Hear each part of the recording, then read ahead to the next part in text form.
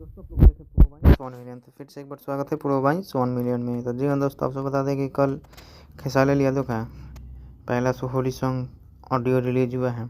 उसके बाद में खेसारी यादव लाइव आकर के बहुत ज़्यादा वायरल हुआ और खेसारी यादव नुका लुका छुपा करके बहुत कुछ बोल गए लाइव आकर के, और बातों का लेकर के बहुत ही बयान चल रहा है। और नशेबाजी में क्या कुछ बोल जाते हैं लोग, पता ही नहीं चलता है पब्लिक प्लेटफॉर्म पर, और सारी चीज़ गलत हो रही है।